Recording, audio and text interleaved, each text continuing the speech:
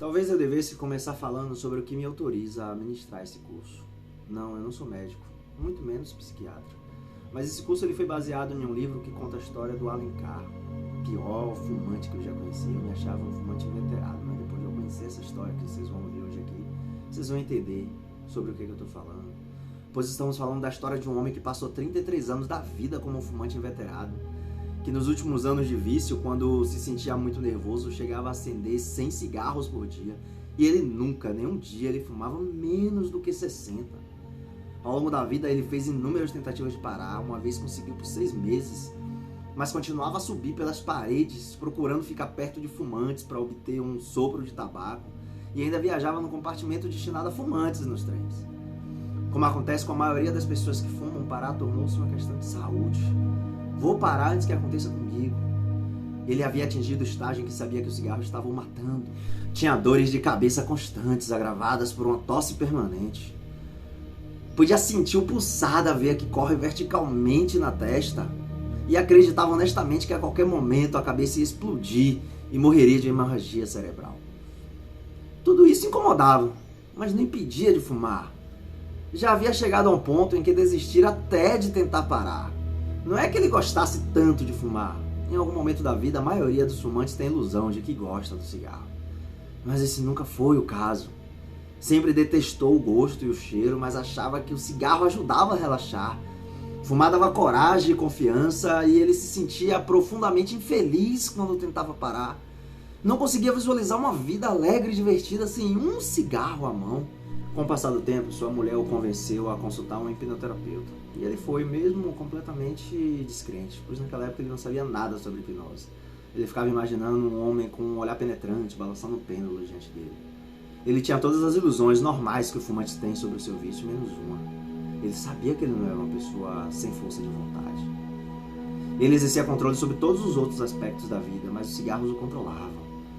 E achava que a hipnose envolvia uma coação de desejos. E, embora não se opusesse a ela, como muitos fumantes, o Allen desejava muito parar. Ele não acreditava que alguém pudesse o convencer de que ele não precisava fumar. A sessão inteira o pareceu uma enorme perda de tempo. O hipnoterapeuta tentou fazer com que ele levantasse os braços e muitas outras coisas. Nada parecia estar funcionando como deveria. Ele não perdeu a consciência nem entrou em transe. Pelo menos não achou que tivesse entrado. Mas após aquela sessão, ele não só parou de fumar, como teve prazer no processo, até mesmo durante o período de abstinência. Bom, antes que você vá correndo fazer hipnose, eu quero esclarecer um ponto. A hipnoterapia é um meio de comunicação, e se a mensagem errada for passada, você não vai abrir mão do cigarro. Eu não posso criticar o profissional que o Allen consultou, pois ele sabe que estaria morto hoje se não tivesse visitado. Mas tudo aconteceu apesar dele, e não por causa dele. Eu não quero que vocês pensem que estou desmerecendo a hipnoterapia. Muito pelo contrário. Eu costumo usar como parte do tratamento em clínicas. Ela nos mostra o poder da sugestão. É uma arma valiosa que pode ser usada para o bem ou para o mal. Porém, não recomendo que você consulte um hipnoterapeuta, a não ser que ele ou ela tenha sido indicado por alguém digno de seu respeito e de sua confiança. Durante aqueles terríveis anos como fumante, o Allen pensava que a vida dependia do cigarro e preferia morrer a viver sem ele. Levou um longo tempo até o Allen entender o que se passara, mas basicamente é porque ele estava andando de trás para frente. Ele tentava compreender por que fora tão fácil parar, quando a verdadeira questão era explicar por que os fumantes acham difícil parar. Eles mencionam a síndrome de abstinência, mas quando o Allen tentava se lembrar dela, percebia que nesse caso esses sintomas simplesmente não existiram. Não houve nenhum sofrimento físico, estava tudo na mente. A profissão do Allen hoje é ajudar outras pessoas a abandonar o cigarro. Ele é muito bem sucedido, ele ajudou a curar milhões de fumantes. E acho importante enfatizar que não existe algo como um fumante incorrigível. Até hoje, o Allen nunca encontrou ninguém que estivesse tão viciado, ou melhor, que pensasse estar tão viciado quanto ele. Qualquer pessoa pode não apenas parar, mas achar fácil fazê-lo. É basicamente o medo que nos mantém fumando. Medo de que a vida nunca mais seja tão prazerosa e medo de sentir-se privado. Na verdade, nenhuma outra ideia poderia estar mais errada. Sem o cigarro, a vida não só continua a ser boa, como se torna infinitamente mais agradável. Sendo que mais saúde e energia e menos gastos estão entre as menores vantagens da lista. Todos os fumantes podem achar fácil parar de fumar, até você. Tudo que é preciso fazer é continuar assistindo esse curso com a mente aberta. Quanto melhor você o entender, mais fácil vai achar.